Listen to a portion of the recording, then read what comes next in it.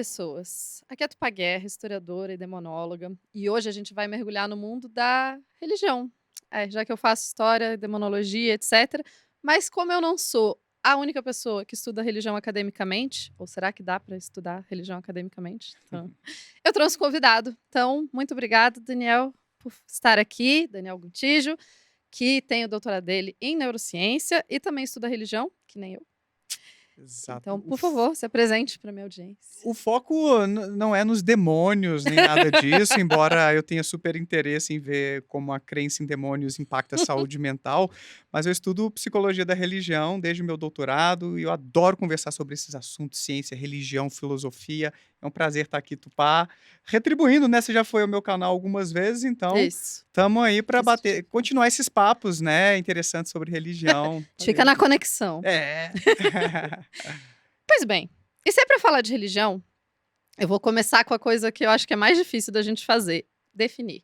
É. O que diabos é religião, né? Como que Eita. vocês definem na sua área? Como que... Tem um autor da Hum. minha área, psicologia da religião, chamado Pargament. Ele tem uma frase muito interessante que ele escreveu em 98, num artigo discutindo justamente questões conceituais sobre religiosidade, espiritualidade e a própria religião. Ele fala assim: se tem uma coisa sobre a qual a gente concorda na nossa área, é que não existe consenso. A gente está em consenso sobre a ausência de consensos conceituais. Historiadores são assim também. Se você colocar dois numa sala, a gente tem pelo menos 3 opiniões. Pois é, então existe um problema conceitual também na minha área da psicologia, embora eu acho que existam alguns contornos conceituais mais... Que quase se concorda. Exato, do tipo, religião fala mais sobre uma atividade grupal do que sobre uma atividade individual. Quando a Certo. gente pensa numa atividade individual, no comportamento da pessoa religiosa, a gente fala sobre religiosidade. Tá. Então, a referência é um indivíduo. Religião já seria o grupo de indivíduos que se reúnem em torno de algumas ideias, de alguns rituais. Então, essa é uma noção relativamente endossada pelos teóricos da minha área. Agora, em torno de quais ideias, aí que o bicho começa a pegar. Porque é o clássico, né? Tipo, a gente começa a definir e fala, não, mas talvez esteja um pouco genérico, porque Exato. um grupo de gente que se reúne em torno de ideias dá pra ser, tipo... Política, veganismo... acadêmicos... Né? Exatamente. Aí tem toda uma discussão. Por exemplo, alguns autores propõem que o objeto da religião é o sagrado. Certo. E é uma concepção, assim, até bem endossada por muitos teóricos e tal. Mas quando a gente começa a esmiuçar, mas o que exatamente caracteriza o sagrado? Porque o sagrado pode ser diferente de um lugar para o outro, né? Exato. Daniel Dennett, filósofo que discutiu muito religião, filósofo da mente também, ele, num livro, Quebrando o Encanto, lista alguns valores sagrados para ele. Entre os quais a gente encontra democracia, a busca pela verdade. Então, caramba, se eu tô lutando pela democracia, eu tô praticando religião. A minha religião é a democracia? Entende? Assim, então, essa ideia do sagrado, na minha opinião, ainda é uma ideia um pouco abstrata demais. Falta uma concretude. Eu vou numa linha um pouco que restringe um pouco mais o que a gente entende como religião. Certo. Aquela coisa, estava num capítulo da sua tese, isso? Tá. Para quem não é do mundo acadêmico, esse é o tipo de coisa que tem em teses. Quando a gente está escrevendo a tese, a gente faz o capítulo inteiro definindo esse tipo de coisa. Tupá, eu gastei meses para definir crença. Eu gastei meses para definir demônio. É sobre isso a vida acadêmica, afinal de contas, né? A gente precisa de filosofia para pensar nesses nossos objetos e tal. E é isso, são contornos que a gente vai fazendo que carecem de uma arbitrariedade também, porque tem frentes para defender várias possibilidades. E os autores que eu mais gosto, eles restringem um pouco mais o que seria o objeto da religião, justamente para separar esse joio do trigo, a gente não ficar falando que vocês estão cultuando o dinheiro, né? Então o dinheiro é a nova religião. Aí tudo é religião, fica meio complicado. Porque daí, né, dá para colocar qualquer coisa. E falam que Deus também, né? Agora a religião, a ciência é a sua religião, Deus seriam os dados científicos ou coisa do... Que as pessoas hoje em dia substituíram Deus pela ciência. Exato, exato. Então, assim, o que eu gosto é de restringir um pouquinho mais para conseguir ter uma especificidade nos meus trabalhos. Se eu quero saber se pessoas mais religiosas têm melhor saúde mental, que é uma das perguntas minhas de pesquisa, eu tenho que delimitar o que que é religiosidade, o que que é religião, e separar de outras atividades que talvez tenham outros impactos sobre a saúde mental com suas especificidades. Entendi. Eu gosto de autores que levam o assunto da religião mais para o transcendente ou sobrenatural.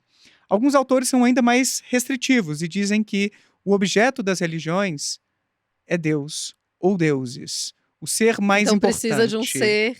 Entendi. Exato. O Daniel Faz Dennett, sentido. eu gosto quando a gente restringe um pouquinho mais. O Dennett tem uma frase mais ou menos assim: uma religião sem Deus ou deuses é como um vertebrado sem coluna vertebral. Parece nem fazer sentido. Então, Não dá pra. Não funciona. não fica meio assim, Não que eu não seja é? bióloga pra entender, mas assim, me parece um problema quando a gente tira a coluna vertebral de vertebrados. Não é? Então ele quer dizer que um elemento central na definição de uma religião Uhum, é o culto, a adoração, ou no mínimo, a crença em uma ou mais entidades sobrenaturais, faz das sentido. quais você tem alguma dependência e tem os rituais para tentar se relacionar com essa Uhum, entidade ou essas entidades. Eu gosto desse formato um pouquinho mais enxuto do justo. conceito de religião. Quando eu tava tentando definir, eu passei muito tempo definindo demônio e magia. Magia Aham. foi outro negócio que eu passei muito tempo. Nossa, eu não tenho nem ideia do que é magia. É, no fim das contas, a minha conclusão foi: não dá pra definir magia. Mas o que dá pra fazer é explicar para as pessoas que eu estou fazendo um trabalho acadêmico Uhum. e dentro deste trabalho acadêmico eu escolhi o que eu chamei de uma definição de trabalho. É uma Uhum. definição, eu falei, ela não define como os praticantes se sentem e ela não define necessariamente o que o documento antigo está me dizendo. Uhum. Ela define os parâmetros que eu estou usando para classificar magia. Certo. Então eu usei como definição de trabalho. Sim. E funcionou Sim. muito bem, mas é isso, é uma definição acadêmica, não é uma definição para o dia a dia. Uhum. Era difícil. A vez que mais eu recebi raiva e ódio numa conferência foi porque eu falei que magia estava dentro de toda a religião. Que atos mágicos estavam dentro de toda a religião. Uhum. Relacionados à ideia do ritual. Porque, né, como você falou, religião, ritual, tem coisa muito a ver. Uhum. Então, eu defini magia como ações que o indivíduo toma Uhum. com o objetivo de modificar o mundo físico à sua volta, mas que não são necessariamente ações físicas e que muitas vezes pedem ajuda a uma deidade, buscam algum tipo de poder que não está aqui. Sim. E nesse sentido, os católicos fazem isso. Na verdade, todas as religiões Pensando têm na esse oração, então. Isso. Uhum. E daí tinha um professor católico que ficou muito bravo comigo. Você tá dizendo que eu faço magia? Magia é proibida. Eu falei, não é isso que eu tô dizendo. Olha, vamos lá de novo, a parte que eu falei. Que não é como o praticante se sente. Então quer dizer que eu faço magia? Eu falei, não. Mas enfim, né? Claro que na hora eu fiquei muito mais nervosa e deu muito menos certo, mas... Porque é isso, né? Quando a gente vai fazer uma pesquisa científica, a gente precisa fazer esse recorte, definir bem o nosso objeto e aplicar ali algumas regrinhas para a gente identificar o que é a magia, o que é religiosidade, espiritualidade, que é outro conceito espinhoso. E às vezes isso não tem consonância com o senso comum, com como as pessoas entendem essas palavras, e aí vão ficar meio assim, né? Estranhando. Se sentem ofendidas, É. porque em muita Exatamente. religião é muito comum a magia ser estudada como a magia é o que é proibido, né? Uhum. É muito, inclusive vários pesquisadores usam essa definição. Eles usam, eles chamam de magia tudo que alguém daquela religião proíbe. E essa é uma definição possível em algumas religiões, mas eu acho ela não a melhor definição. Até porque hoje, como a gente tem praticantes de magia, então você diz que essas pessoas praticam proibido, magia fica sendo a religião do outro, e daí, pra fugir disso... Preconceito ali, né? Não, e por muito tempo, inclusive, quando se pesquisava judaísmo na antiguidade, se usava o conceito de que, se falava, tipo, a magia que os gregos faziam, a magia que os romanos faziam. Eu falava, e a magia que os judeus faziam? Não, os judeus era religião. Eu falo, então, gente. Né? Holocausto, todas aquelas oferendas, Isso. né, que a gente conversou recentemente sobre isso. Exato. E daí, assim, né, quando a gente pensa, eu vejo até você falou, né, a coisa da ciência ser a religião de hoje, esse trinômio que eu acho problemático, né, começou com magia, Aí a magia se desenvolve e vira religião, e a religião eventualmente dá lugar à ciência, Uhum. que é uma ideia Uhum. muito eurocêntrica, né, porque Hum. está muito focada na ideia do que a Europa entende como perfeito e o ideal, e muito na ideia que se você lê trabalhos de antropólogos, por muitos os antropólogos já estão tão assim, tá gente, antropólogos não briguem comigo, tá tudo certo. Mas se você vê trabalhos de antropólogos mais antigos, eles vão falar muito dessa ideia de ir para um lugar, estudar aquelas pessoas daquele lugar, porque eles estariam num passo anterior da evolução, então por Hum. isso que eles ainda praticam magia, que eventualmente essa Entendi. magia se desenvolve em religião, e Uhum. eventualmente a religião se desenvolve em ciência. Olha como isso, na verdade, não se sustenta com alguns dados de pesquisa. Hum. A gente tem assistido a uma secularização de vários países, ou seja, as pessoas estão se afastando das religiões organizadas Uhum. e desenvolvendo uma espiritualidade mais pessoal, mais individualizada. E nesse sentido, elas fazem as suas magias, suas orações e tal, distantes desses grupos. Então a gente vê, na verdade, e eu estou falando de Estados Unidos, estou falando de Sim. Europa também, aqui no Brasil também. Se a gente pega dados do IBGE da década de 60, se não me falha a memória, ou 70, eram 0,6% de pessoas que se classificavam como não religiosas. Você olha para o IBGE de 2010, 8% de Cresceu pessoas só um não pouquinho. religiosas.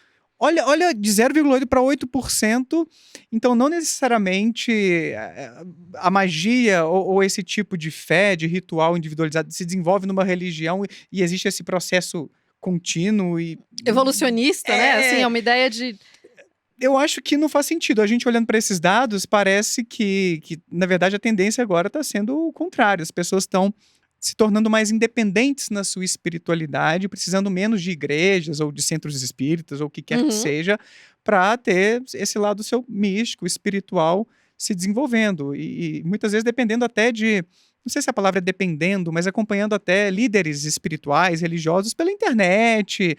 A Nath mesma, por exemplo, ela acompanha cultos não é culto, né, a palavra, celebrações que eles preferem, do pastor Ed Renekiewicz, online. Ela até vai agora, tem ido Uhum. mais presencialmente, mas tem muitos cristãos desigrejados, tem até o Sim. termo, né, Olha só. desigrejados e tudo. Mas tem isso, né, eu acho que a Sim. internet facilitou esse processo de Totalmente, de você se tornar mais independente do grupo. Há controvérsias se isso é melhor ou pior, pensando em saúde mental, que é um Hum. dos focos meus de Sim. pesquisa. Muitos gurus, tipo Osho, Conheço. figuras bem polêmicas, né, controversas. O Tenho muitos amigos do Osho, próprio inclusive. o Deepak Chopra, que é outro guru ou líder espiritual que está vivo ainda, e escreve muitos livros e tal, tem essa visão de que religiosidade ou religião é um ambiente tóxico que te impede o desenvolvimento da espiritualidade, que ali não é legal. Mas quando você olha para as pesquisas em psicologia da religião, os religiosos tendem a ter melhor saúde mental do que os espiritualistas, que são essas pessoas que têm a sua fé, a sua prática mais individualizada.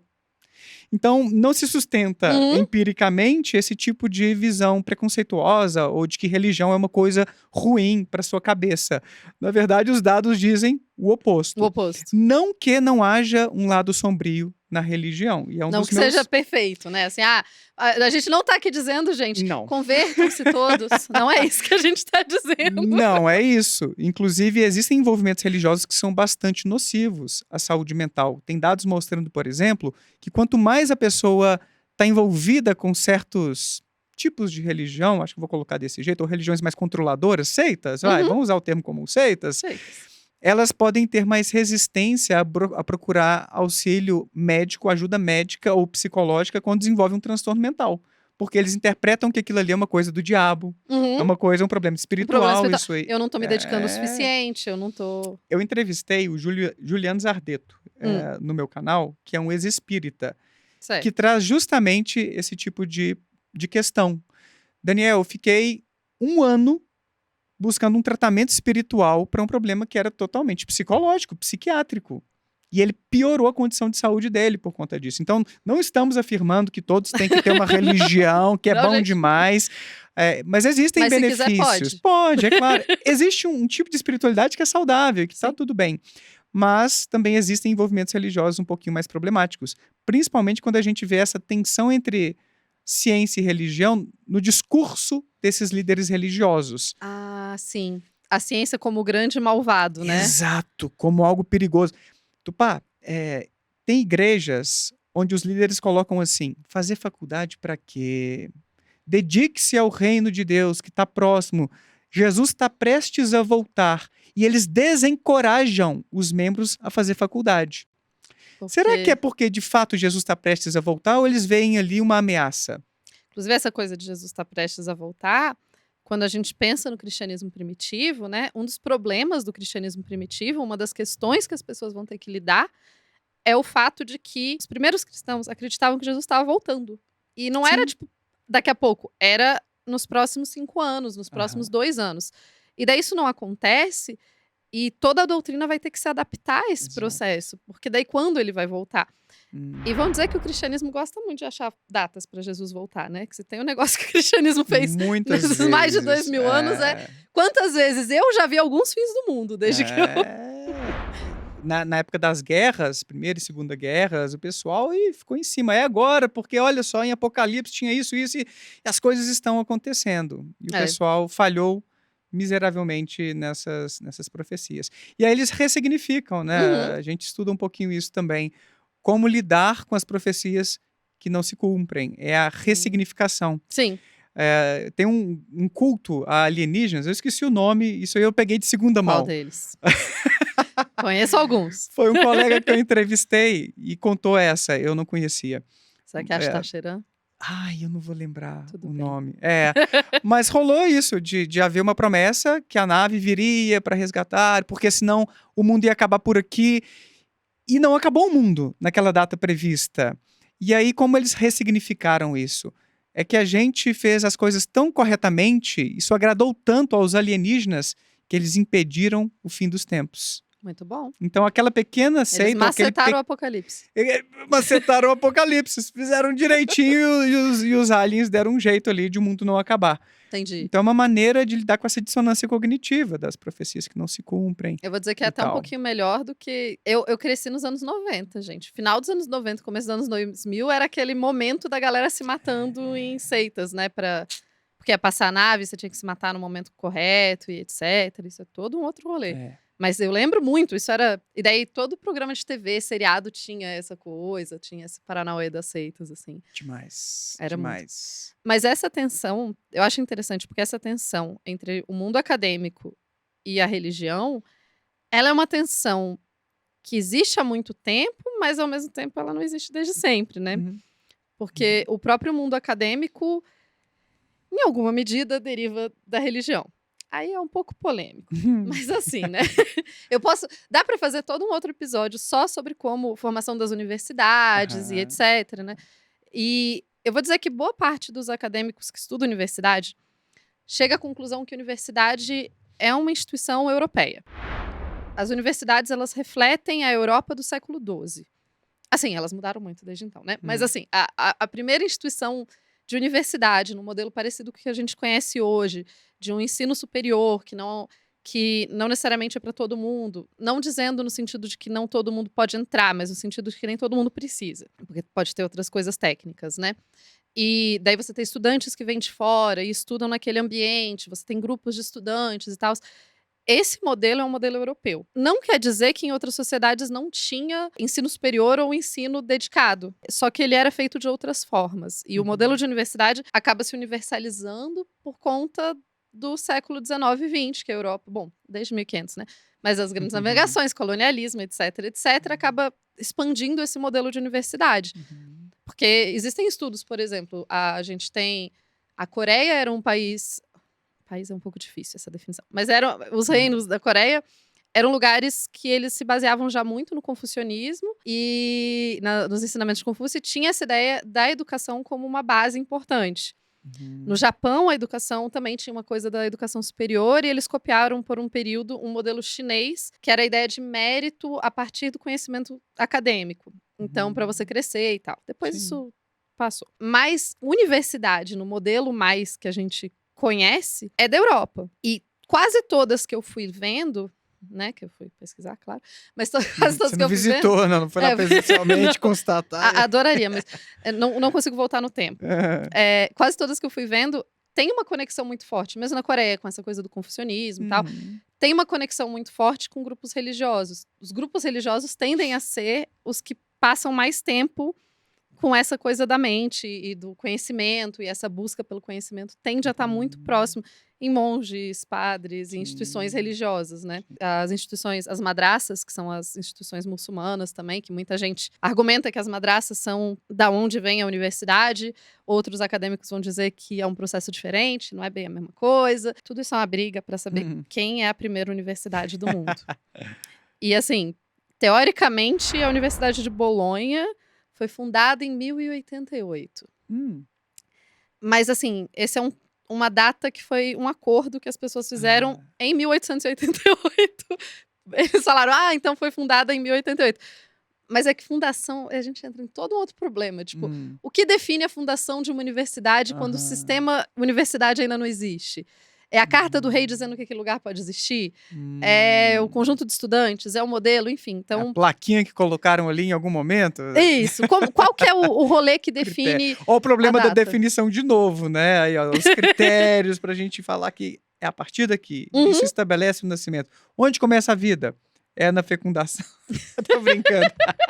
Mas é isso, né? O problema é esse, a É. definição. Uhum. Mas eu achei interessante porque se a gente focar só na Europa, porque a gente...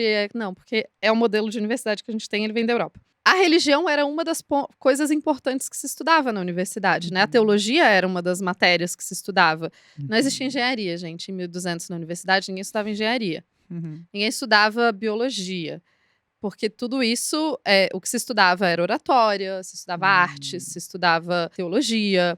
E daí, por teologia, você estudava letras, você estudava... Então, esse tipo de conhecimento, filosofia, Uhum. era esse tipo de conhecimento. Já tinha estudo, vou estudar animais, meio biologia? Tinha. Mas ele era por um viés teológico. Então, você olhar, tipo, entender melhor a criação de Deus e tal. Sim.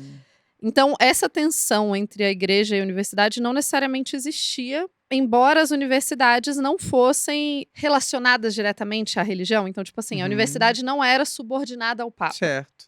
Tinha uma autonomia Tinha uma para autonomia. funcionar, para os estudos acontecerem, Isso. ainda que houvesse um incentivo ou por trás ali as igrejas, por exemplo, investissem e assim Uhum. por diante. Não, tinha uma relação já bem pacífica, bem tranquila. Uhum. E as coisas... É aquela coisa, né? As pessoas colocam como opostas ciência e religião. A gente acha que vai chegar lá daqui a pouquinho, né? Mas não é que não haja pontos de tensão, e aí você melhor do que eu vai saber da história, né? Dos pensadores que vieram com teorias, sei lá, Copérnico, Galileu, essa galera toda aí, falando de heliocentrismo. O que é isso, gente? O Sol, a gente tá rodando aqui em Como torno funciona? do Sol. E as elipses, como é que não são perfeitas, e Deus desenharia Deus é as perfeito, órbitas. por que ele não faria...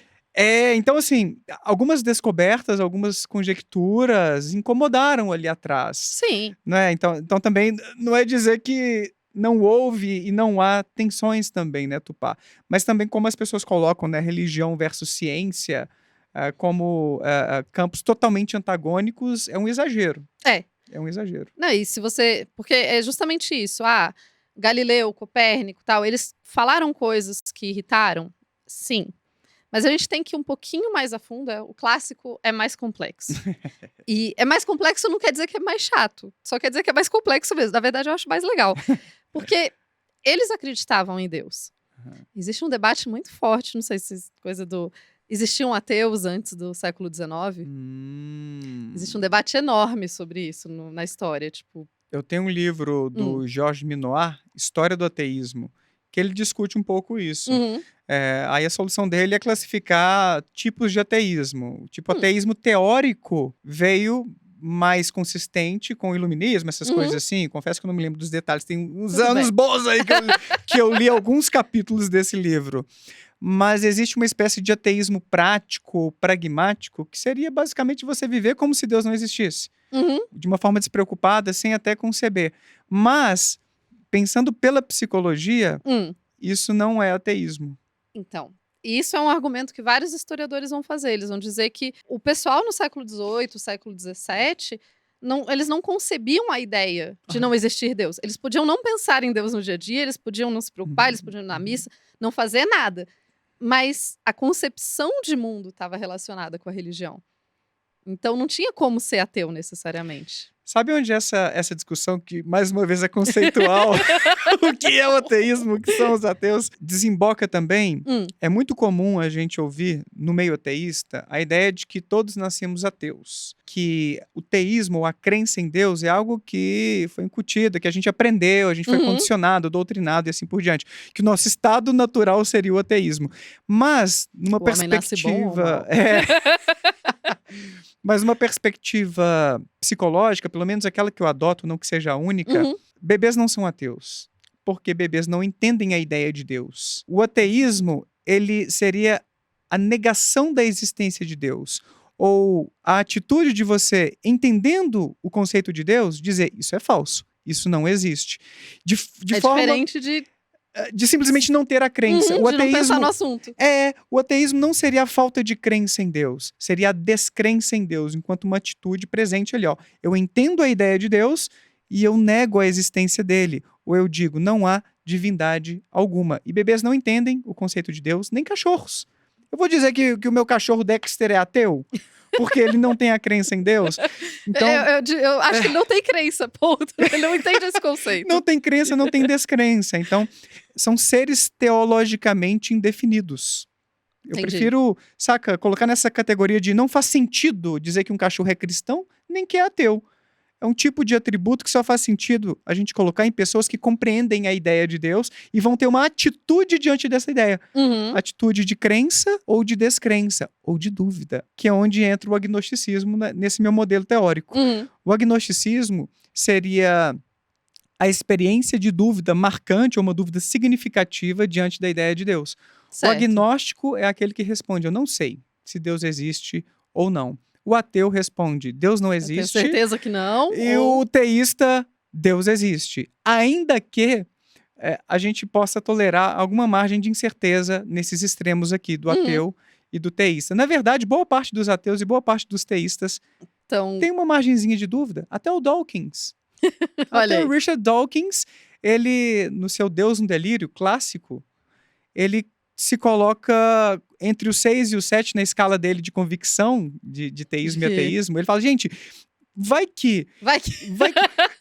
Tanto que um capítulo do livro dele é porque muito provavelmente Deus não existe. Então ele coloca como uma coisa Que não dá pra muito provar nem improvável. que sim, nem que não, né? Você não consegue rodar um experimento cuja conclusão é Deus existe ou Deus não existe. Não tem jeito.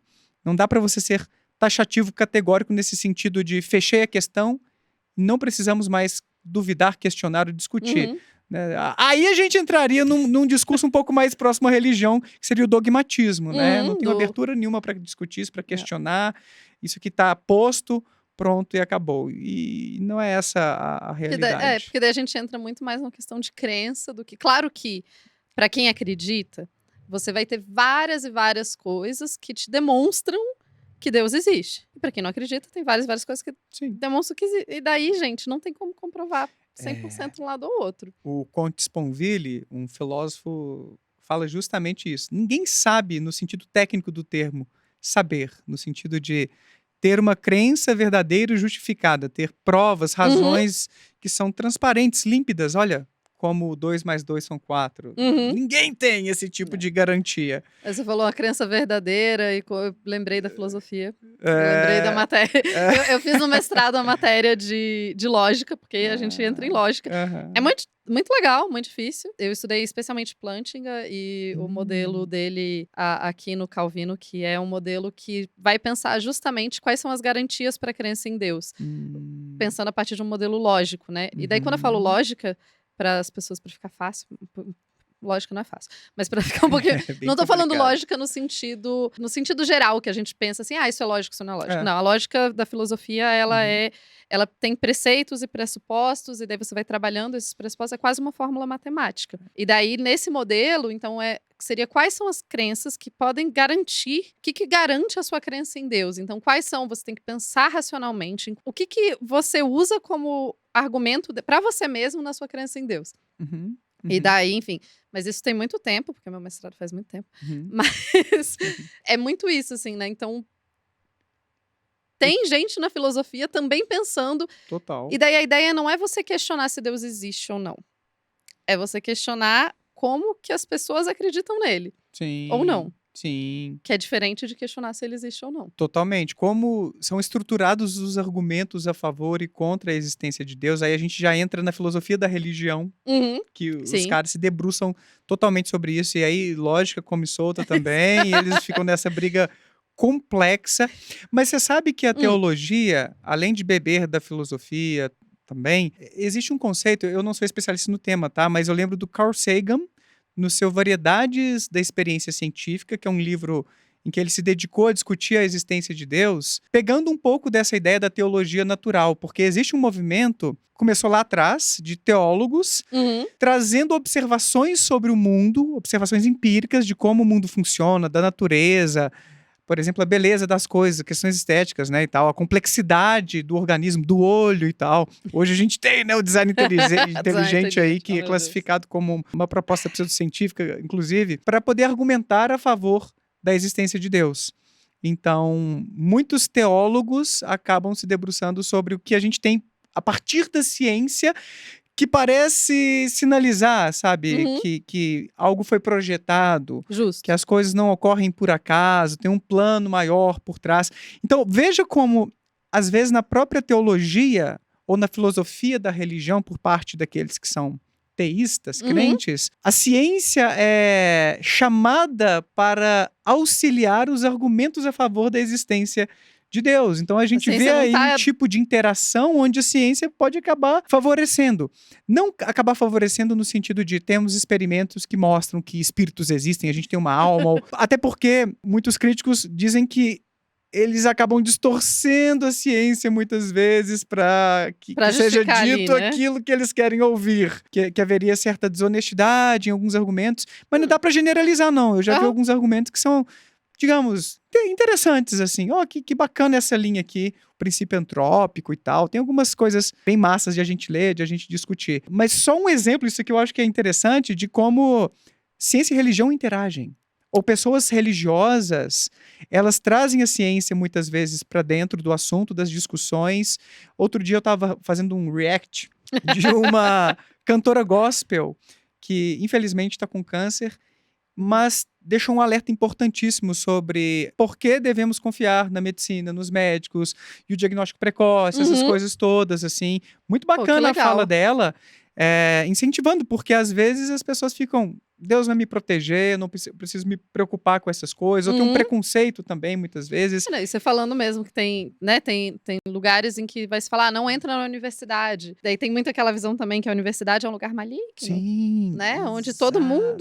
todo mundo é ateu e todo mundo e tem orgias e tal. Eu vou É. dizer que essa universidade eu desconheço, vou dizer que não deve ter, tem também. Gente, tem tudo na universidade, as Tem coisas de tem de tudo, tudo, mas não exatamente. é como se fosse, assim, o dia a dia da Nossa, universidade. você entrou numa universidade, sua vida virou de ponta cabeça, você tá usando todas as droguinhas, Isso, não é nossa. por aí Como não. que plantações extensivas de coisa e tal, não Nossa tem isso na senhora. universidade. E A eu minha gosto vida muito. mais rebelde foi até fora da universidade do que ali dentro. Eu acho que a universidade ela é terrível por outros motivos, gente. O mundo acadêmico, assim, ele é difícil, mas É. é outra questão. E a ideia mesmo, né, tipo, todo mundo da universidade, que eu acho que pega muito essa ideia de, ou você é cientista ou você é religioso. E essa ideia ela nunca foi Não, verdade. não, não, Em nenhum momento da história a gente dividiu as coisas desse não, jeito. Darwin era religioso. sim. Ele se É, desconverteu, mas tardiamente, assim, ele ele, deixou de ser cristão e eu acho que ele se colocava como agnóstico no final das contas. mas ele não deixou de acreditar necessariamente em Deus, né. E assim, ele começou o Darwin e outros, você ser religioso não impede que você faça pesquisas acadêmicas, né, não Sim, impede que você seja cientista. exato.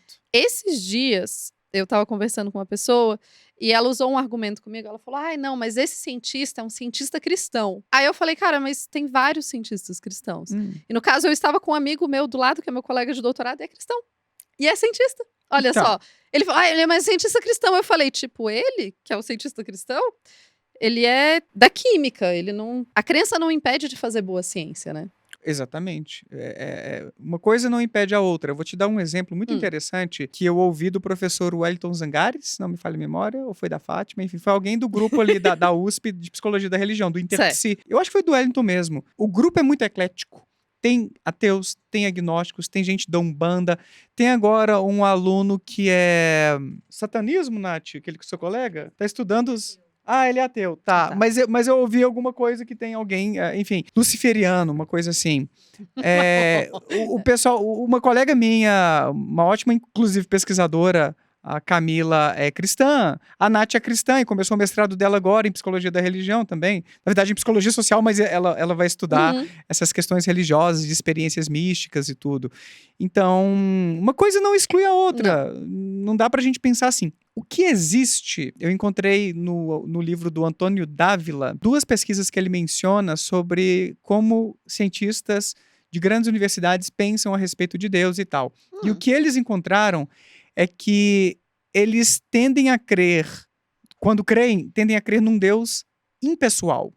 Ou seja, Ah, tipo não um deus específico, assim, tipo tipo Deus de Spinoza, Deus seria uma energia ou a soma de todas as coisas, é o que está subjacente à existência, mas não é um ser pensante que nos ama, que nos protege, que responde às nossas orações. É um Deus mais abstrato, como uhum. se fosse essa forma de energia que É, organiza todas as coisas que existem. eu já ouvi muito pessoal falar assim: "Ah, eu acredito num poder superior. Eu É, acredito em algo, mas eu não sei o uma quê". força maior e Isso. tal. Os cientistas, não que eu esteja generalizando, mas nessas duas pesquisas, pelo menos, o conceito de Deus mais endossado entre eles era esse Deus impessoal. Uhum. Diferente de um Deus pessoal, que é esse Deus que às vezes tem até uma forma humana, é imaginado, né, como um homem, não é Barbudo. uma mulher. Não. E Yahvé, né, no caso, quando a gente pensa aí na Bíblia hebraica e tal, que nos ama, então ele tem um sentimento por nós, ele se importa com a gente, ele tem desejos, ele teve um plano de Uhum. criar a humanidade, ele se arrependeu, mandou o dilúvio para resetar as coisas por Você aqui. entendeu o que a gente Então é um Deus muito antropomórfico, com traços humanos. uhum. E pesquisas na minha área de psicologia da religião e até neurociências da religião constatam que, de forma geral, as pessoas, pelo menos as cristãs, eu não me lembro se existe uma pesquisa com muçulmanos, por exemplo, ou judeus, tendem a pensar Deus dessa forma mais humanizada, antropomórfica. Então esse é o Deus pessoal. Certo. Então não é que não haja cientistas que creem nesse Deus pessoal. É claro que Existe. existem sim, Muitos. muitos. Mas nessas duas pesquisas mencionadas pelo Dávila, eles têm uma preferência por essa versão mais impessoal de Deus. Mas você encontra, olha que dado interessante também de Hum. uma dessas pesquisas, você encontra mais ateísmo, mais descrença entre pesquisadores de humanas. Olha só. E não de biológicas, sei lá, de exatas, né? A Aham, galera ali dos não, o pessoal números da e biologia que tal. é o Ou não, até menos de biologia do que das humanas. Que curioso. Biologia até fica. Eles são mais céticos do que os engenheiros, do que os físicos. Olha só, a galera da física galera da física é é tudo mais religiosa. crente do que a galera da biologia. Uhum. E a galera da biologia, de acordo com esse estudo, pelo menos, que foi citado no livro Sim. do Dávila, a galera da biologia também é mais crente do que a galera das humanas. A hipótese deles é de que, nas humanidades, a gente acaba estudando de uma maneira crítica a construção de crenças e Aham. organizações e instituições. Então a gente acaba tendo essa visão de que a religião é um tipo de organização que se desenvolveu com o tempo, é uma criação nossa, Sim. como a democracia ou como outros Isso. tipos de organização É bem assim que a gente estuda mesmo. que vieram das nossas mãos, né? É como vocês estudam a Bíblia e as religiões, né? E Uhum. os demônios, de onde vieram essas crenças e tal. A gente estuda a crença nisso, não necessariamente se é verídico ou não, né. Sim, exatamente. Então Ó, é um nossos tipo. coleguinhas são os mais descrentes. Então, exatamente. É a galera mais descrente, Interessante. a galera mais cética, pelo menos de acordo com esse Uhum. estudo que eu vi aí. Não sei se talvez aqui no Brasil as coisas fossem diferentes e tal. Tem isso, né, não dá pra gente achar que é um estudo isso fica também como dica para qualquer coisa. Os Claro. estudos são feitos e a gente tem estatísticas e etc, Sim, etc, sim. mas não dá pra gente achar que um estudo é a verdade eterna de tudo. Na verdade, eu diria inclusive que fazer ciência é a arte de estar errado, né, Porque se tem um negócio que a Nossa. gente tem que saber, tá errado. Exatamente. A maior parte das nossas hipóteses, como o Sagan colocou no Mundo Assombrado pelos Demônios, vai pro lixo. Vai. A maior parte. O meu mestrado, o que eu tava Você mais foi ali, pro lixo? foi pro lixo, assim, no sentido de que eu não encontrei as evidências que apoiassem aquilo que eu levantei como uma possibilidade de entender habilidades sociais e impulsividade, ou decisões mais impulsivas em crianças com TDAH. Eu imaginei que aquelas crianças com mais sintomas de TDAH, principalmente essas decisões impulsivas, teriam piores habilidades sociais, mas não houve essa correlação. As duas coisas coexistem de forma independente, sabe? Aham. Então, Não tem assim, uma... não é que uma coisa leva a outra. Aham. E faz parte da vida. A maior parte das nossas pesquisas não vai ter aquela conclusão maravilhosa e que sustenta. E tá tudo bem também. E é um É assim, resultado tá tudo bem. importante na ciência, né? Nossa, não encontrei Uhum. o que eu imaginava, mas isso diz alguma coisa. Diz Sim. que esse caminho aqui talvez não seja o mais promissor. Vamos tentar outra coisa para entender esse fenômeno. Não, a gente não acerta sempre. E a coisa, assim, eu lembro que, especialmente, o exemplo é da pandemia, mas na época da pandemia, que no começo se falava muito para não usar máscara, e depois se entendeu que a máscara é importante, e daí passou-se a usar máscara, e eu ouvi muita gente falando, porque antes eles diziam que não era para usar máscara, e agora dizem que é para usar máscara, cadê? Não é a ciência? Eu falei, então, é ciência, é precisamente isso, a gente aprende as coisas. É sobre isso, é sobre a gente observar os cenários e chegar a conclusões cada vez mais confiáveis sobre aqueles assuntos. E tá tudo bem, tá errado sobre as suas conclusões de antes. E tá tudo bem, tá errado, tá tudo certo. O que a gente pode pensar, talvez, Tupá, e eu tô imaginando aqui já, aquela audiência que fica assim, ó, mas cadê a tensão de ciência com religião? Não era pra ter briga? Não era pra ter... Esse episódio me prometeu briga e não tem briga. O que a gente pode pensar é que, embora haja certa independência entre esses dois reinos, da ciência e da religião, a religião fornece respostas a certas questões que não são do âmbito da ciência. Por exemplo, como devemos viver? Essas questões prescritivas, morais, éticas, são da alçada da religião. A religião cumpre esse tipo de função, entre outras, que a religião, que a ciência não cumpre. E nem quer cumprir, né? Não faz sentido. No máximo, a gente pode, por exemplo, no exemplo da máscara, ou das vacinas, ou do tabagismo, olha, as pesquisas mostram que isso aqui é bacana para a saúde ou isso aqui é ruim para a saúde. Mas quem vai tomar a decisão sobre o que vamos fazer diante disso são órgãos públicos, ou o governo, ou então o cientista pessoalmente que vai ali se pronunciar e recomendar alguma coisa. Mas a ciência, enquanto empreendimento coletivo, ela não está para prescrever. Fumar aumenta o risco de câncer. Mas a ciência não está te dizendo, não fumarás. Não tem um mandamento, né? Não fumarás. Não seria ruim, mas assim, né? Não é o objetivo. É um bom conselho, mas assim, a ciência não é prescritiva, ela não te fala o que você deve fazer. Na religião, costumeiramente, a gente encontra prescrições, como você deve se comportar para ser feliz, ou para agradar a Deus, ou para garantir o seu ticket para o céu. Aí é um outro papo. Mas tem um ponto onde há conflitos e que muitos acadêmicos e, frequentemente, os filósofos da religião e os ateus que fazem mais militância, digamos, pelos livros ali, pelo YouTube e tudo, tocam no ponto que a religião fornece respostas às nossas grandes questões existenciais como um todo, não só em questões morais, mas quem somos nós? Sim. De onde viemos, como o mundo foi feito e assim por diante. E a ciência também fornece muitas dessas respostas.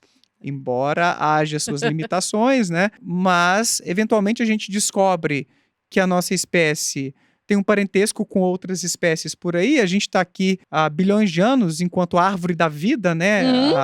Peraí, mas não era 6.000? Então, e aí as coisas podem se complicar. Algumas crenças religiosas podem acabar sendo, se não refutadas, pelo menos... Se dizer que talvez não seja o melhor caminho, gente. Talvez não seja a melhor ideia. Sabe um experimento interessante para ilustrar como até mesmo crenças religiosas podem ser testadas? A crença no poder da oração. Certo. Já foram feitas pesquisas. Você está falando do arroz que mofa ou não mofa? Não, tem isso também. Gelo que mas... fica, não. Não, mas a oração, que é chamada de cura intercessória, ou essas orações que intercederiam, né? Você pediria a um santo, a Deus, para ajudar aquela pessoa que está doente. Então já fizeram pesquisas a respeito disso. E teve uma muito curiosa, em que o grupo que recebeu as orações eram pacientes que iam passar por uma cirurgia cardíaca. O grupo que recebeu orações não teve uma recuperação melhor do que o grupo que não recebeu orações. De freiras, inclusive. Porque Não foi, foi uma oração já num não patamar. pode nem desqualificar. Ah, a pessoa orou, ela não tinha muita tinha fé, experiência. Gente, convidaram freiras, pessoas profissionais na arte da fé. Né? O trabalho delas é rezar, gente. Então, o trabalho é a oração. Então. Não dava para chegar a essa desculpa. O estudo foi conduzido por cientistas e pessoas da liderança religiosa. Não sei se padres cientistas, mas eu acho que tinha padre ali na equipe também. Que existem padres cientistas. Sim, tá tudo bem. Então, é interessante porque às vezes o pessoal fica desconfiado. Ah, foi um estudo conduzido por ateus, né? Deve ter tido um viés. Não! Se não me falha a memória, inclusive, a pesquisa foi encomendada pela John Templeton Foundation, que é uma fundação que destina verbas para muitas pesquisas sobre o assunto religião. Ah, então não dá para confiar nessas pesquisas? Eu já recebi uma bolsa deles para fazer uma pesquisa. Você tá dizendo, então, que você não é confiável? Pois é. E eles, olha só, bancaram a gente para pesquisar espiritualidade em ateus. Então, a gente estuda ateísmo e em nenhum momento eles pressionaram para A, B ou C. Olha, não teve nada disso. Inclusive, a gente achou eles até bem tranquilos, assim, de deixar a gente tocar o barco da nossa maneira. Ah, legal. Pediram o básico, assim, um relatório final da pesquisa e tal. Tipo uma agência de fomento, né? A gente apresentou na Inglaterra no ano passado os resultados preliminares e agora vai apresentar os finais em Brasília, na sua... Em Brasília? Exatamente. Eu ia falar na sua terra, mas você é do Acre. Eu sou do Acre, mas eu moro em Brasília. Mas mora em Brasília, é residente, exato. Então, a gente tem que ter esse cuidado que não é porque foi uma fundação que tem uma tradição religiosa, um histórico, assim, que não dá para confiar nas pesquisas que saem dali, que são financiadas dessa instituição. Então, eu tô dando um exemplo pessoal aqui, eu sou ateu e pesquisei ateísmo e tá tudo bem, e eles não pressionaram a gente para nada, sobre nada. Você não recebeu um memorando dizendo que você tinha que provar que os ateus estavam errados? Nada disso, nada disso. Eu falei até que é muito comum a gente que estuda história antiga e estuda judaísmo e cristianismo, etc. É muito comum a gente ser acusado pelos ateus de que a gente está sendo financiado pelo Vaticano. E assim, primeiro, não teria problema ser financiado pelo Vaticano como uma instituição de fomento. O Vaticano também, né, paga por pesquisas, faz parte. Sim. Mas fora esse fato, não. E daí, vários dos meus colegas falaram, até queria, gente. Vocês sabem como é difícil conseguir bolsa de pesquisa? É difícil. Se o Vaticano quisesse dar bolsa de pesquisa, seria ótimo, mas não acontece. Sim, e dessa, eu acho que as pessoas confundem um pouco essa briga. Como que a briga funciona, né? Assim. Sim. E eu tive colegas ateus questionando isso. Nossa, Daniel, essa não é aquela organização que o Dawkins tanto criticou e outros ateus aí e tal. Sim, e pode ser que haja, sim, coisas erradas ali. Pode ser, eu não tô aqui para dizer que é uma organização nossa, dá para ser... Não é sobre isso. Independentemente do tipo de organização, a humanidade está aí para pecar o tempo inteiro. Os podres existem, inclusive, no meio científico. Sim. Não é? Cientista não é santo também. Não é porque a pessoa é ateia que ela necessariamente é melhor. E daí eu acho que volta um pouco naquela ideia que eu falei no começo, que me irrita um pouco da coisa de primeiro era magia, depois vira religião, depois vira ciência, porque se coloca como se as pessoas que são cientistas e ateus, eles são necessariamente pessoas mais inteligentes do que as pessoas que são religiosas, porque elas teriam uma moral mais elevada, porque elas não estariam contaminadas pela religião, porque a religião... Eu já pensei assim. Entendi. Eu vou falar assim porque eu já pensei assim. Eu tinha, quando eu comecei... Muito bom. Eu comecei a faculdade... E eu falava que a pior coisa que alguém podia estudar era religião. Pagou língua. Eu pago a minha língua com uma certa frequência. Então, assim, eu falei que eu não queria dar aula nunca. Amo sala de aula, sou apaixonada por dar aula. Eu falei que eu não queria estudar religião de jeito nenhum. Adoro estudar religião, não me arrependo de nada dessas coisas, tá tudo bem. Mas, assim, eu achava que pessoas religiosas eram pessoas menos lógicas. Que eram pessoas que não conseguiam pensar tão logicamente o mundo, eram pessoas que... Porque elas estavam com esse véu da religião em cima delas e tal. Só que hoje em dia eu percebo que não é assim. A religião não necessariamente, assim como o ateísmo, ser ateu não te faz uma pessoa melhor, não te faz uma pessoa mais inteligente, não faz uma pessoa que sabe fazer ciência melhor. O Mendel manda abraços, inclusive, porque ele não era ateu. Bom exemplo. Eu gosto porque ele tava... Gente, ele tava... Eu não lembro se ele era frei ou frade ou monge. Eu não tenho certeza se eu sei toda a diferença entre frei, frade e monge. Mas ele Eu estava também não. ele era religioso, estava numa instituição religiosa, não deixou de ser, né.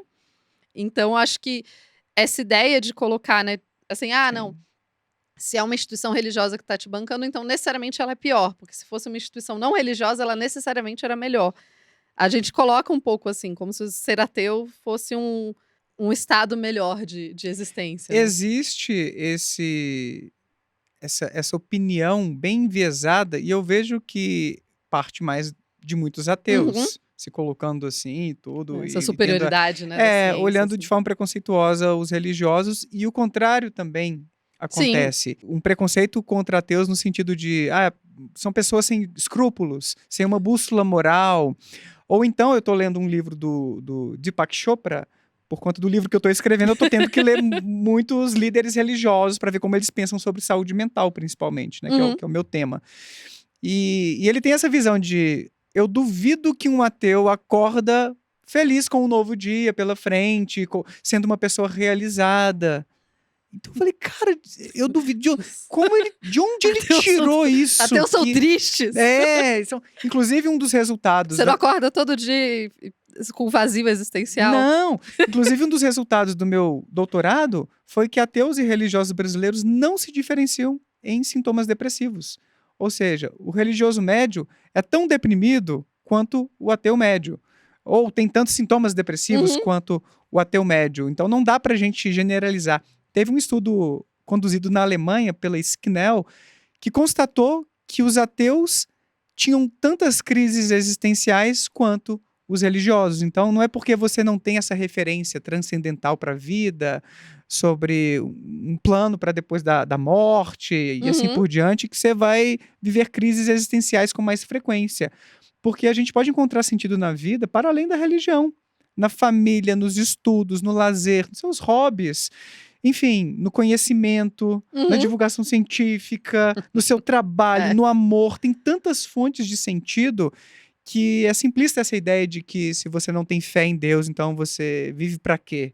Que Uhum. vida vazia, sem sentido. Isso é um preconceito também que a gente tem que Sim. combater. Eu gosto também da ideia que acaba sendo um meme, né, do coisa de falar assim: "Espera aí, você é ateu? Então o que te impede de não sair por aí matando os outros?" É tipo, senso Nossa! de moral, gente. Eu É, não preciso de uma entidade superior ou do medo, né. empatia. Eu não preciso ter medo do julgamento pra eu não sair fazendo mal, eu faço. Gente, Mas tem muita gente olha. que acredita, assim, que vê quem não tem uma crença como necessariamente uma Sim. pessoa pior. E eu acho que esse é uma conversa que não se faz muito bem na sociedade, É, assim, que é. essa ponte mesmo, né. Uhum. Quando eu estava no doutorado, eu até assisti uma palestra, de um debate acadêmico. Eu gosto muito de debates Ai, que acadêmicos. chique. Eu até brincava com os meus alunos, gente, debate acadêmico é ótimo, porque são debates, assim, que duram 8 anos. Porque uma pessoa escreve um artigo, aí passa um tempo, a É, outra pessoa escreve um artigo, aí é, depois e daí assim o debate vai, ele é o debate que, né. sim. E no caso, eu não lembro quem que estava, mas eu lembro uma das pessoas do debate era o antigo papa, o Bento XVI. Uhum, O Ratzinger, né. E ele é um acadêmico. Ele foi um acadêmico a vida uhum, toda, ele escrevia trabalhos acadêmicos e ele estava ali, então, debatendo com um ateu, justamente essa conexão entre a ciência e a religião. E daí o argumento do Ratzinger era justamente isso. Eu não sei se eu devo chamar ele de Ratzinger ou de Bento. Eu peço desculpas pra Eu foi também não mal. sei, também não Papa sei. emérito, se você estiver vendo. Ele tá vivo ainda, né? Eu acho que Tá tá vivo vivo, ainda, tá acho que vivo ainda. sim. Tá vivo ainda. Elas são evangélicas, então não vão saber. Ó, olha lá, eu acho que o Não, o Cleiton Cleiton tá vivo ou não tá vivo? O parece que Papa não. emérito? Ah, Não, tá, foi mal. a gente tá Então, não meio sei se caso exista um mundo desatualizado. espiritual. Caso exista um mundo espiritual, ele tá aí. Mas o Papa emérito, o Ratzinger, ele falava muito, ele trabalhava muito isso. Esse era um dos temas de pesquisa dele. A conexão entre a ciência e a religião. Hum, E o que ele trazia o argumento dele era que a ciência, ao ignorar sistematicamente o que a religião faz só porque é religião, estava perdendo. Assim como a religião está perdendo ao tentar ignorar a ciência. E que a ideia dele era, historicamente, a ciência e a religião, essa divisão não existia, né? A ideia de dividir ciência e religião, eu falei do Mendel por isso, gente, porque essa ideia de achar que cientistas não podem ser religiosos, religiosos não podem ser cientistas, e essas duas esferas estão necessariamente separadas, É uma ideia relativamente nova, sei lá, 150 anos, talvez 100 anos, assim, não passa muito disso. Então, o que ele falava é, essas duas esferas têm muito a contribuir uma com a outra, e elas podem sim conviver muito bem, só que a gente precisa melhorar essa conversa entre os dois, para os dois lados pararem de se achar terríveis e começarem a conversar e trabalhar em conjunto mesmo. Eu acho que é super importante essa perspectiva, e eu, como profissional da saúde, penso muito, por exemplo, durante a pandemia, um dos dados que a gente constatou numa pesquisa foi que pessoas que estavam frequentando mais reuniões religiosas estavam mais resistentes para tomar vacina. A intenção de se vacinar era mais fraca entre aqueles que frequentavam mais essas reuniões religiosas. Certo. E os autores que discutem esse tema na literatura, e a gente levou isso para a nossa discussão também, falavam justamente sobre a importância de haver alianças entre cientistas e religiosos, entre agentes da saúde pública e religiosos, para levar essa mensagem sobre a segurança das vacinas, sobre a importância de confiar na ciência como uma fonte de conhecimento, porque, caramba, o negacionismo mata. A gente ouviu tantas vezes isso durante a pandemia, né?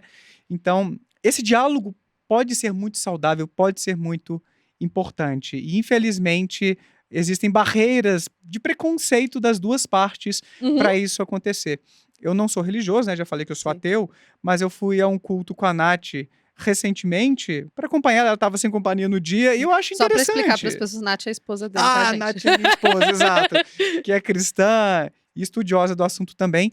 E o pastor colocou a importância de procurar ajuda de um psicólogo se você está deprimido, se você está com problemas significativos de ansiedade, assim por diante. Você pode ter a sua fé, a sua oração, mas não deixa de buscar esse tipo de ajuda. Então, eu acho que esses líderes religiosos são importantes para esse diálogo saudável. Mas a gente tem que entender que a linguagem da ciência é outra, que a gente cultiva o ceticismo, esse pensamento crítico, essa disposição de para mudar de ideias conforme novas evidências surgem, que não é a linguagem tipicamente religiosa, que é mais dogmática, o conhecimento por revelação e coisas do tipo, né? Então, assim, a gente tem que reconhecer as diferenças também, né? Eu acho, a ideia dele era justamente isso, era pensar assim, olha, a gente tem formas diferentes de falar, mas a gente pode conversar melhor. A gente não precisa se odiar, a gente não precisa fingir que um não pode fazer parte do mundo do outro. A gente pode ter justamente esse diálogo, tipo, o líder religioso pensar nas coisas científicas e os cientistas não olharem para a religião como o ópio do povo, essa coisa maligna e terrível que vai acabar com a sociedade, né? Exato. Porque essa diferenciação nem faz tanto sentido. Que é até aquela ideia, será que a religião... Porque por muito tempo se pensava que não, a religião um dia vai acabar. Porque a ciência, que é muito superior e muito melhor, vai substituir a religião. Eu já ouvi muito isso, assim, né? E, inclusive... Essa promessa começou no iluminismo, né? Que em breve tá e até hoje. Estamos aí tentando. Não estamos. Mas assim, e eu ouço muitas vezes das pessoas que são mais do mundo acadêmico e que não são da minha área. Na minha área é comum, gente. Todo mundo estuda religião, tá todo mundo ok com isso. Mas quando a pessoa não entende, é muito comum as pessoas me olharem e falarem, peraí, mas você estuda religião? E daí vem a segunda pergunta, mas você acredita? Aí eu falo, não é relevante para minha pesquisa acreditar. Né? Você não precisa ser religioso para estudar religião, assim como você não precisa ser ateu para estudar ateísmo, nem precisa ser. Todas essas coisas convivem, né? Sim. Uma coisa não tem nada a ver com a outra, e se você faz um trabalho científico honesto, os resultados vão ser os mesmos, sendo você cristão, ateu ou agnóstico. Obviamente, eu não estou dizendo que a ciência é totalmente neutra, pode haver ali alguns vieses, algumas coisas, mas por isso a gente tem revisão por pares e colegas que criticam o nosso trabalho para aperfeiçoar, mostrar nossas falhas e por aí vai. A coisa tá errado é fundamental no mundo acadêmico, porque é isso, seus colegas vão virar para você e vão falar, olha, esse ponto aqui não ficou claro, esse ponto aqui tá parecendo muito que é o seu viés que tá trazendo por lá, e daí a gente vai lapidando e construindo conhecimento. E a ideia toda, né, eu vejo essa ideia, porque parte do pressuposto de que a ciência é superior, a ideia de que eventualmente todas as pessoas verão a beleza e a verdade de que a ciência é superior e o ateísmo é superior, e daí todas elas serão iluminadas para esse paraíso perfeito. Que é uma visão muito católica, gente. A gente pode falar sobre essa visão do tempo, que é super linear e muito católica e cristã em geral, né? A ideia de que a gente tá caminhando para um mundo perfeito, né? É. Assim, isso é só uma visão.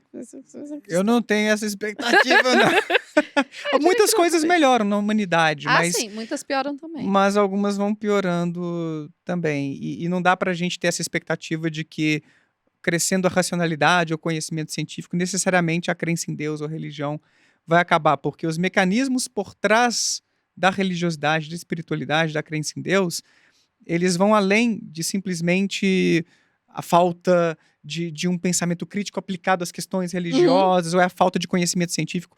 É uma simplificação muito grosseira. Tem questões mais motivacionais, existenciais, éticas, como a gente comentou antes também, de sofrimento, que as religiões respondem e que talvez a ciência jamais venha a suprir plenamente. Não estou dizendo que não possa haver uma sociedade onde a religião vai perder força a ponto de, caramba, as pessoas já nem pensam muito sobre Deus e tal. A gente vê isso na Europa, tem países onde a maioria já é ateia. Sim. Então, pode acontecer sim, E a mas... sociedade não acabou. E a sociedade... Na verdade, são os países mais seguros do mundo, né? Os países do norte da Europa e tal. Eu não me lembro agora. Suíça, talvez seja um exemplo. Não que esteja no norte ali, né? No norte é Noruega, Finlândia, Suécia, né? São países onde a religião tem uma força muito pequena. Mas não porque as pessoas despertaram, se iluminaram pela ciência. Os autores que eu leio a respeito desse tema falam que é uma confluência de fatores, onde você tem uma sociedade onde a educação, a economia, a política, vários aspectos funcionam bem, você tem menos sofrimento. As questões existenciais são mais bem respondidas ali por aquela governança. E aí as pessoas precisam menos de Deus. Basicamente, para falar de uma forma bem crua. Entendi. Elas estão sofrendo menos. Para que eu tenho que ir à igreja? Pedir o quê? E aí os pais vão sendo menos religiosos e existe uma herança cultural muito forte também. A gente aprende a crer. E aí os filhos vão sendo menos religiosos daqui a algumas gerações. Fé não é uma questão tão relevante mais naquela sociedade. Então, não quer dizer que ninguém vai ter fé ou que não a quer religião vai dizer, sumir, né? não quer dizer. Mas você vê um protagonismo cada vez menor nessas sociedades onde as condições existenciais das pessoas vão se resolvendo e elas são mais satisfeitas com a vida, tem menos desigualdade econômica, tem mais segurança, educação, saúde. É um pouco sobre isso também. Então, olha como a dor também diz muito sobre a fé. Não é só uma questão intelectual. A dor, as emoções, essas condições humanas também subjazem as nossas inclinações para o teísmo ou para o ateísmo. Tem a ver com isso também. Faz sentido. Eu gosto que é a conclusão clássica de que não é uma solução só. Não tem uma questão só. Não dá para simplificar a coisa. O fato é que dá para estudar muito academicamente, né? O mundo acadêmico está cheio de pessoas estudando a religião. Sim. Pode ser estudado a partir das mais diversas perspectivas, né? Tipo, eu estudo historicamente, eu tento entender historicamente. Sim. Você estuda numa outra perspectiva completamente diferente. Exato. E ainda assim, a gente uma coisa vai contribuindo com a outra e isso vai formando um mundo. E é legal esses diálogos, né? Que aí a gente vai conhecendo mais as áreas do colega. É terrível também, porque daí a gente começa a ter várias ideias de pesquisa, e a minha cabeça tá assim, eu tô tipo, olha só, e se eu pensasse isso, e se eu pensasse aquilo, eu podia fazer tal coisa, nossa senhora. E se a gente fizesse... Então, é terrível. Mas eu agradeço muito a sua presença aqui. E valeu, o papo foi muito bom. Eu espero que a audiência tenha gostado muito. Também vai gostar, sim. Faz propaganda do seu canal, se alguém não conhece, porque eu imagino que as pessoas já conheçam, mas faz não. Certamente, muitos aqui nunca me viram e vão conhecer. Bom, se tiverem interesse em psicologia da religião, eu falo muito sobre isso no meu canal. E eu também faço um tipo de discussão saudável, tá, gente? Sobre religião, mas mostrando também um lado mais sombrio. De uma forma ética, eu levo também, né, religiosos para bater um papo e tal, mas eu falo tanto sobre psicologia da religião, essa parte mais científica, mas também tento conscientizar as pessoas sobre líderes que podem ter condutas abusivas, de abusos que ocorrem frequentemente em contextos religiosos. Então eu tenho essa luta por pessoas que acabam não encontrando toda aquela alegria nesses ambientes religiosos. Então o pessoal está convidado aí, só mandar Daniel Gontijo nas redes sociais, vocês vão me encontrar, inclusive aqui no YouTube. E vamos que vamos, Tupá. Obrigado aí pela conversa e sucesso com o canal. Muito obrigada. Então, para vocês que ficaram aqui nos vendo ou nos ouvindo, porque essa possibilidade existe, por favor, façam as coisas tradicionais de se inscreverem aqui no canal Matupá no Tempo, se inscreverem na coisa de podcast que vocês ouvirem, porque tem mais de uma coisa de podcast. E eu agradeço e eu vejo vocês na próxima.